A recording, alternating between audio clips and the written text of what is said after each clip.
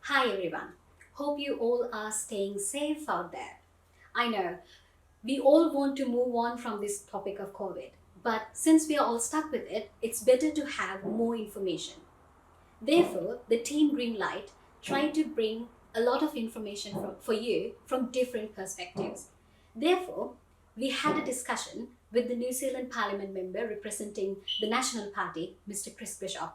We are here to discuss about the COVID vaccine and the current situation here in New Zealand with this pandemic and how it is affect all of us on our day-to-day life. So first of all, we would like to know about what is your view about COVID vaccine and how it's going to affect and help us to get back to our normal life. Yeah, well, firstly, thank you very much for having me. It's great to be here. Look, the COVID vaccine is very important. It's really a marvel of modern medicine, to be honest, that it's been developed so quickly. And the vaccine we use here in New Zealand, the Pfizer vaccine, is highly efficacious or highly effective against both the wild strain of COVID, but also the Delta strain of COVID. And so it's very effective at stopping you from getting COVID. And if you do get it, it means that you're far less likely to get sick as a result, or very sick as a result of getting COVID. And so I encourage everyone out there watching to get vaccinated if they haven't already. Very fortunately, New Zealand is up to 92% single dose and 87% double dose of the eligible population. That's the 12 plus population. And so lots of Kiwis are going out there and getting vaccinated, and that's wonderful to see. We still do have some pockets of the country, unfortunately, where people need to up their vaccination game.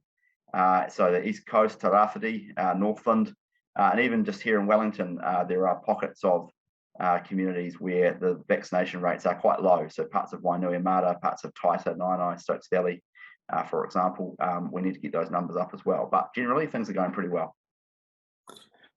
Okay, thank you, Chris. The second question is you can explain a lot about your view and your party view about the current situation of this COVID pandemic from where it was started and how we're going to go proceed with this or going to live with this pandemic for another maybe 1 year or so.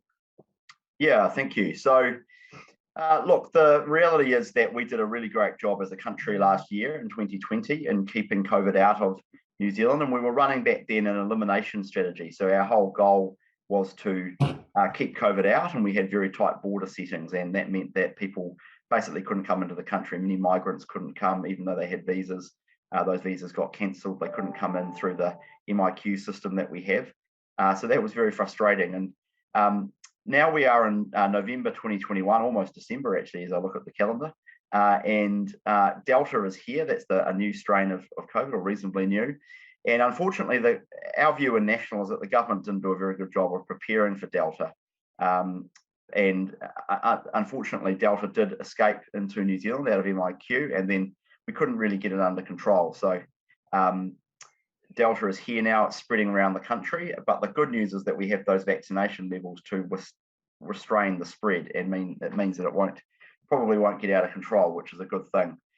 So what we need to do now is make sure our health system's geared up to cope with it, and we've been pretty critical of the government for not gearing up the health system to cope with COVID, but they're now starting to make some of the investments, and that's a good thing. Okay. Could you explain more about this MIQ, how the current government handle things? Because pretty much everyone in Sri Lankan community, we know someone has affected, like couldn't get back to country after they visiting in Sri Lanka, and they sometimes lost their job. They can't meet their loved ones because of this not allocated enough MIQ spots. Yeah. Could you explain more about the situation, or how well the government could have handled that? Yeah, well, look, the MIQ thing, I've called it a lottery of human misery, and I think that's a very good description of it, because it's forced many thousands of migrants and also New Zealanders and Kiwis who are originally from another country, who are now Kiwis, to stay offshore and not being able to come to New Zealand, and that's been a real tragedy. And of course, the thing is, now we have COVID here in New Zealand, and so if you come into New Zealand right now, you go into MIQ for 7 days, and then 3 days isolating at home. And so all of these MIQ spots are being taken up from people who are fully vaccinated who don't have COVID. But yet if you get COVID in the community in Auckland right now, you isolate it, for the most part, you isolate at home, and you're just given equipment and told to look after yourself, basically. So it's a pretty perverse situation. We should have a situation where if you're fully vaccinated, you're able to come to New Zealand.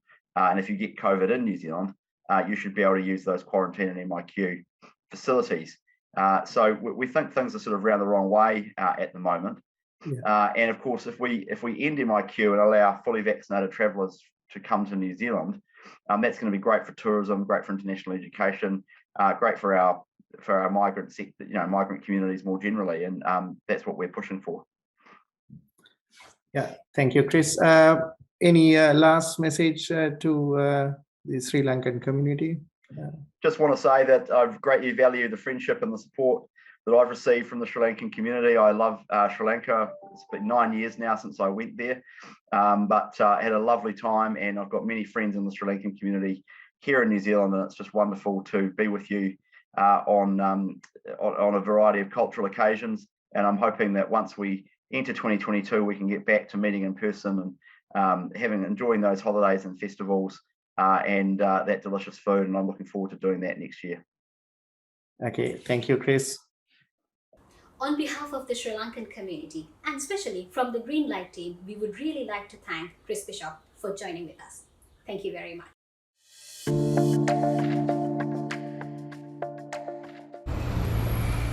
COVID!